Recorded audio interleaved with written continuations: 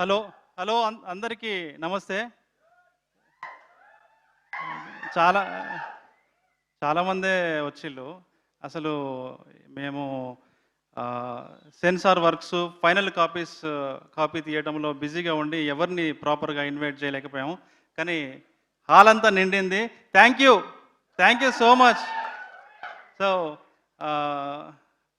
ఇందాక మా రాహుల్ చెప్పినట్టు ప్రొడక్షన్ అంతా తను చూసుకున్నాడు. అంటే ఏ వసతి లేని ప్రాంతం ఏదైతే ఉందో అది ఆ లొకేషన్.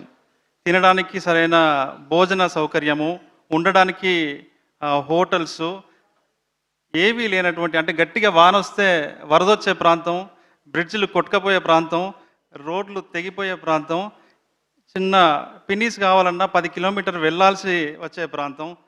అలాంటి ప్రాంతంలో మా వాళ్ళు వెళ్ళి షూటింగ్ చేశారు. ఎవ్రీడే ఏదో ఒక ప్రాబ్లం మాకు నేచర్ నుంచి వచ్చేది. వర్షాకాలంలోనే షూట్ కావాలని వర్షాకాలంలో షూట్ చేశాము. ఎందుకంటే అక్కడ పచ్చని కొండల మధ్యలో చిన్న గూడెం ఉంటుంది. ఆ నేచర్, ఆ బ్యూటిఫుల్ విజువల్స్ కోసం అక్కడే చేసాము. ఇంకా ఆథెంటిక్గా ఉంటుందని కూడా. సో కరెక్ట్గా వీళ్ళు షార్ట్ పెట్టే టైంకి ఒకరోజు వాన వచ్చేది, ఒకరోజు వరద వచ్చేది, ఒకరోజు బాగా ఎండగాసేది.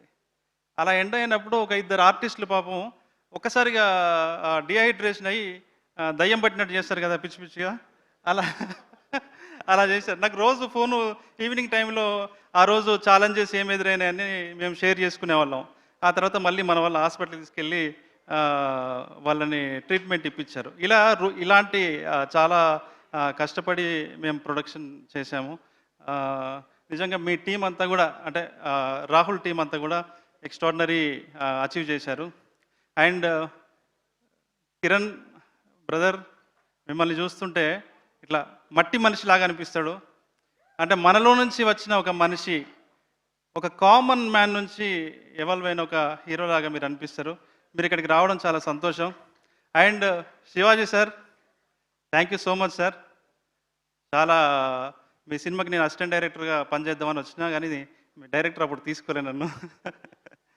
మీరు ఈ సినిమా కోసం మీరు ప్రమోషన్స్లో మీరు చేస్తున్న సహాయం అంతా ఇంతగా sir, thank you so much. And Shivaji Raja sir, so sweet, నాకు చాలా ఇష్టం మీరంటే. అండ్ అనిత చౌదరి గారు, మీ వాయిస్ అంటే నాకు చాలా ఇష్టం. మీరు అద్భుతంగా యాక్ట్ చేశారు.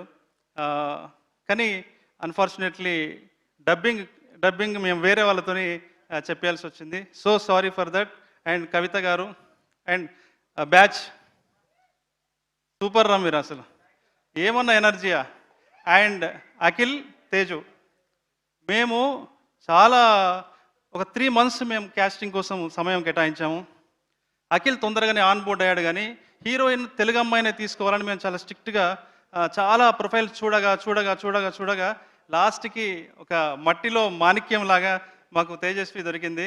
ఆమెను చూస్తుంటే నాకు ఒక సాయి పల్లవి లాగే కనిపిస్తుంది నాకు. అంటే ఆమె థాట్ ప్రాసెస్ కానీ, ఆమె యాటిట్యూడ్ కానీ, మాట్లాడే విధానం కానీ, యాక్టింగ్ కానీ, రైటింగ్ని అర్థం చేసుకునే విధానం కానీ నాకు సేమ్ అలాగే కనిపిస్తుంది. అఖిల్, నెక్స్ట్ విజయ్ దేవరకొండ నువ్వు, గ్యారంటీ చూసుకో, నెక్స్ట్ విజయ్ దేవరకొండ. అండ్ ఇది చాలామంది ఇది ఒక ప్రాంతానికి పరిమితమైన సినిమా అనుకుంటున్నారు. ఇది ఏ ప్రాంతం కథ కాదు, ఈ దేశంలో ఉన్న ప్రతి ఇంటి కథ ఇది.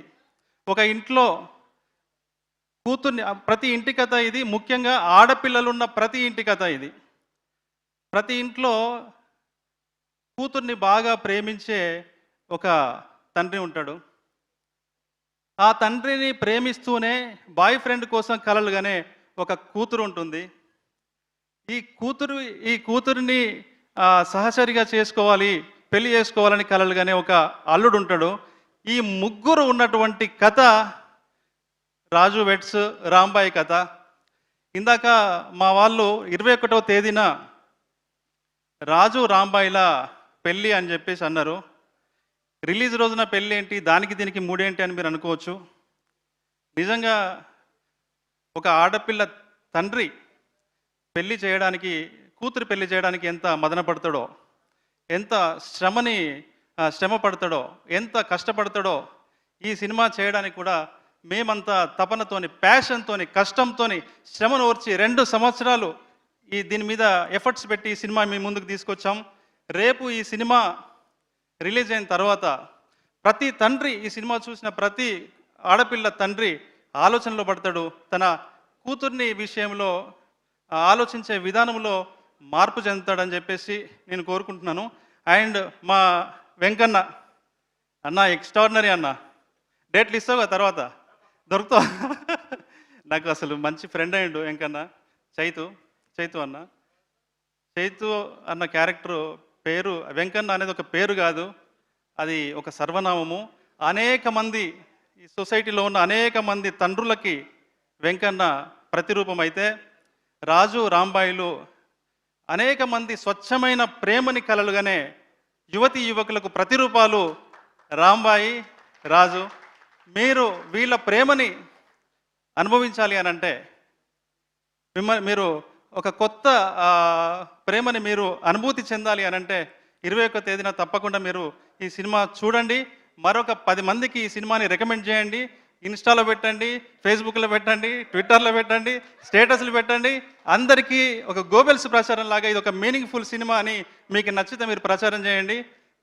ఇంత బాగా సినిమా రావడానికి కారణం ETV Win, Sai and Nithin. కొన్నిసార్లు నేను భయపడ్డాను, అరే ఇంత మనం రస్టిక్గా చేస్తున్నాము, ఈనాడు అంటేనే ఇండియన్ సెన్సార్ బోర్డు కంటే కొంచెం ఎక్కువ, వీళ్ళే సగం సెన్సార్ చేస్తారు. సో ఎట్లా ఏంటి అని అంటే, ఒకరోజు నైట్ 10 o'clockకి సాయి గారు ఫోన్ చేసి అన్న మీరు తీయండి అన్న, మీరు ఎట్లా ఉంటే అట్లా గుద్దండి, మీరు నేను చూసుకుంటే వెనకాలన్నాడు. దాన్ని సాయిలు కాంపాటి రస్టిక్ వాళ్ళలో ఉన్న ఇన్నోసెన్స్, నిజాయితీ, కసి అన్ని సినిమాలో కనిపిస్తాయి. అతని హృదయం కనిపిస్తుంది. ఒక పెద్ద డైరెక్టర్గా మీ ముందుకు త్వరలో అతను రాబోతున్నాడు. మీరందరూ మమ్మల్ని బ్లెస్ చేయడానికి వచ్చిన అందరికీ మరొకసారి థ్యాంక్స్ చెప్తున్నాను. పేరున మా రాహుల్ అందరికీ థ్యాంక్స్ చెప్పాడు. అలాగే అందుకని అందరి పేర్లు నేను తీయట్లేదు. పూజారి నాగేశ్వరరావు గారు, ఇది సినిమాని ప్రజెంట్ చేసిన పూజారి నాగేశ్వరరావు గారికి నేను ప్రత్యేక కృతజ్ఞతలు చెప్తున్నాను. థ్యాంక్ యూ అన్న. మీరు నా వెనకాల నాతో పాటు నిలబడడం, నేను ఇంత దూరము రావడానికి కారణమైంది. Thank you so much.